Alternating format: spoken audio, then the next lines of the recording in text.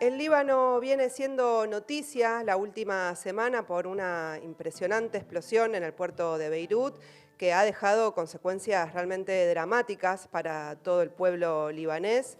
Se estiman hasta el momento, aunque son cifras provisionales, alrededor de 200 muertos, más de 7.000 heridos y se calculan unas 300.000 personas que se quedaron sin hogar producto de esta explosión. Pero también le siguieron protestas porque el país atraviesa una gran crisis económica y social hace bastante tiempo.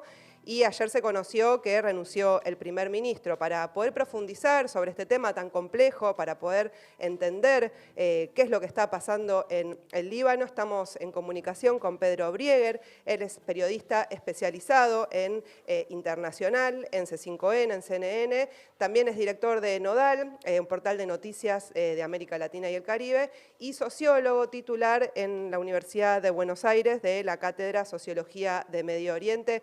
Muy buenos días, Pedro. Jessica Calcaño te habla. ¿Nos escuchas bien?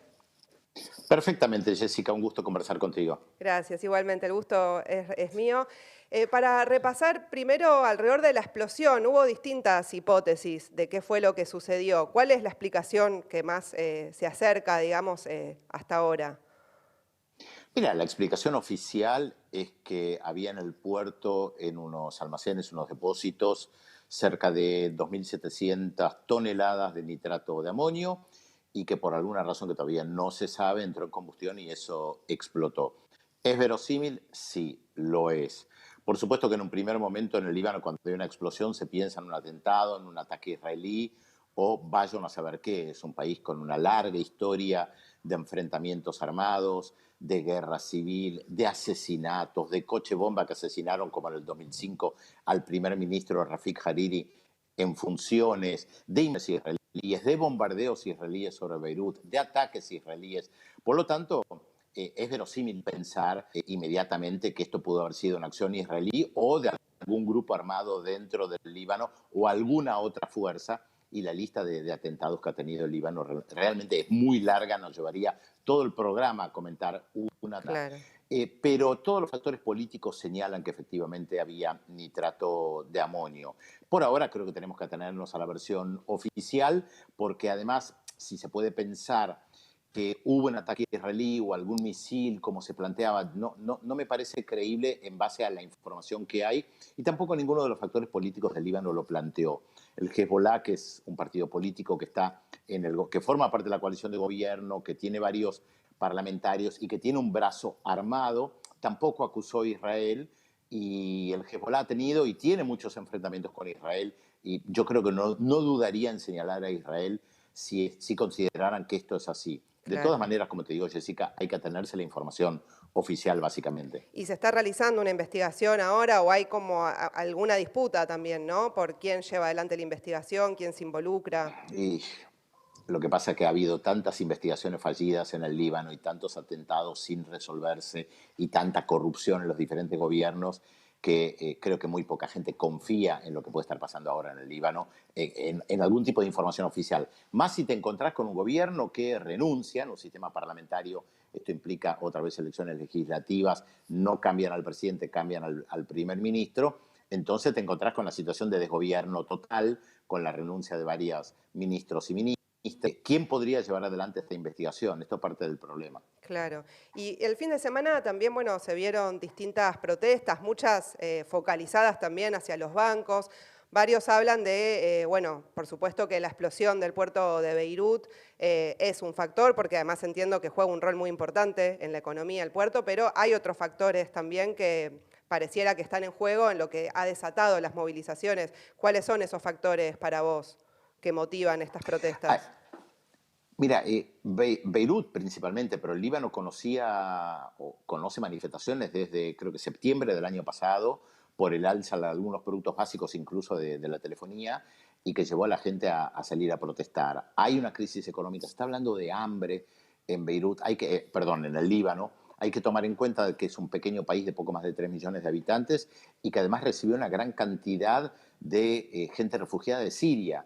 Por lo tanto, hay que ver cómo se está manejando también esa situación para poder alimentar a la población en un país que no tiene grandes recursos naturales, aunque sí se puede alimentar.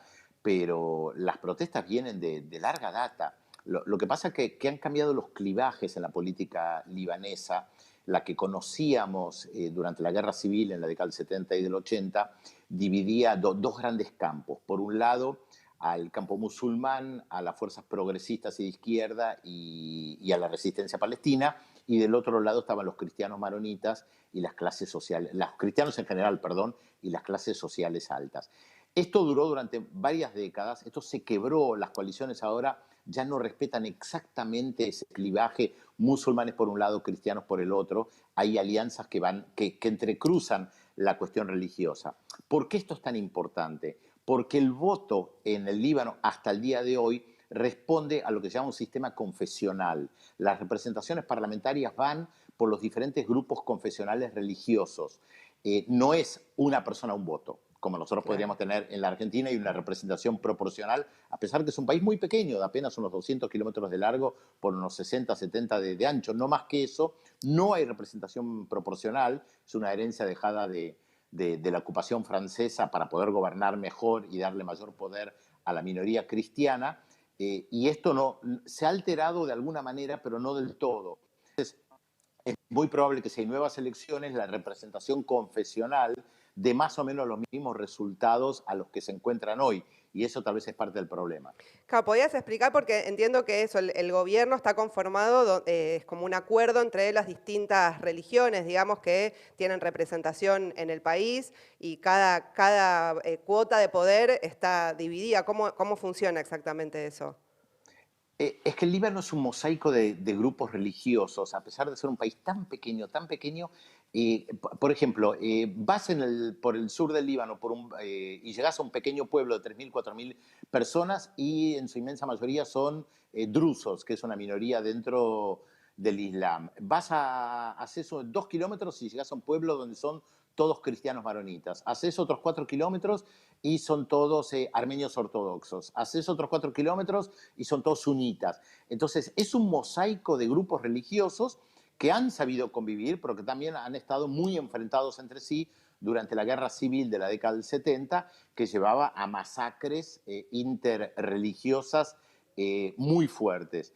Entonces, esto está en la memoria colectiva de la población, es parte del problema. Por eso el reclamo de una persona, un voto, es algo muy difícil de implementar en este sistema que, te repito, he heredado de Francia, que se repartió con los británicos al Medio Oriente a comienzos del siglo XX. Claro. Entonces hay como una trampa ahí por el sistema confesional que existe y porque esto se mantiene. Claro. Y las protestas que, bueno, llegan imágenes de eso, de más ensañamiento con los bancos. ¿Cómo, digamos, cuáles son los cuestionamientos que hay con respecto a la crisis económica? Bueno, algunos decían que incluso las movilizaciones del año pasado eran comparables al 2001 argentino. ¿Cómo es esa situación? Con esta crisis económica que yo planteaba y el hecho de que hay hambre, es lo que están planteando en el Líbano, que hay hambre, que hay una situación económica, social muy densa, y el sistema bancario es el que suele atraer los millones que siempre se habla para la reconstrucción del Líbano. De hecho, si ustedes se fijan bien en las imágenes, van a encontrar carteles con la frase Solidaire, que es la empresa que después de la guerra civil, a comienzos de este siglo, llevó adelante la campaña para la reconstrucción principalmente de Beirut por las secuelas de la guerra civil. El problema es que esa reconstrucción apuntó básicamente a algunos sectores que se beneficiaron, que hicieron negocios con la reconstrucción, pero que no llega a la mayoría de la población. Te agrego otro dato complicado. En el Líbano hay muchos campamentos de refugiados palestinos, con gente Claro. que salió de Palestina después de la expulsión de 1948, que todavía está manejado por Naciones Unidas, y a esto agreguémosle lo que yo mencionaba antes de la gran migración siria a raíz de la guerra civil en Siria. Por lo tanto, te encontrás con demasiados grupos expuestos a la pobreza y a la miseria. Claro, sí, leí que uno cada cuatro más o menos son refugiados y que además tienen los peores trabajos. Ha habido protestas también de sectores de la recolección de basura, creo. Sí, los peores trabajos, no pueden acceder a múltiples trabajos. La gente de origen palestino, hasta el día de hoy, hay múltiples trabajos que no puede hacer, que está prohibido por ley. Realmente es una situación muy compleja, que Claro. difícil ver una salida. el presidente Macron visitó visitó el Líbano la semana pasada y dijo que hay que hacer un nuevo pacto político, pero es otra vez una potencia colonial que viene y dice qué es lo que hay que hacer, que eso es parte del problema también. Claro, eso te quería consultar más porque se empezaron a ver varios actores que están intentando intervenir en la crisis que hay en el Líbano. Escuché a Trump, por ejemplo, festejando las movilizaciones. Y bueno, esto que contás de Macron, está el FMI también, bueno, Macron que quiere insistir en reformas estructurales. O sea, ¿cómo es esos actores geopolíticos, cómo se reflejan en esta crisis en el Líbano?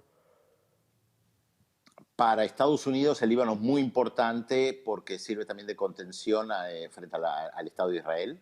Es muy importante por la ubicación del Líbano entre Siria y el Estado de Israel y porque tiene un conjunto de partidos cristianos básicamente que son muy pro-occidentales. Entonces hay una cuestión de vínculo muy fuerte y de una interdisputa, que es larga de explicar, entre la población chiita que tiene más afinidad con la República Islámica de Irán y la población sunita que tiene más afinidad política con Arabia Saudita. Entonces hay efectivamente factores internacionales que juegan y muy fuerte en el Líbano. Claro. Y sobre los intereses de Macron y la relación con el FMI.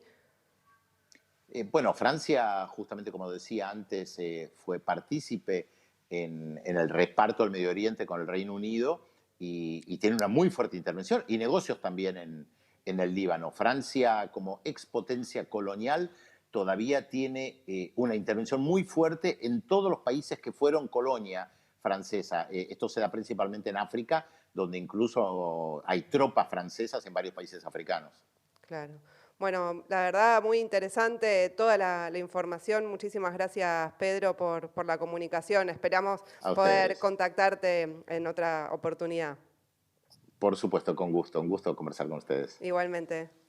Era Pedro Brieger, especialista en Medio Oriente, para conversar sobre la crisis y las protestas que hay en el Líbano. Quédense que ya volvemos. Oh,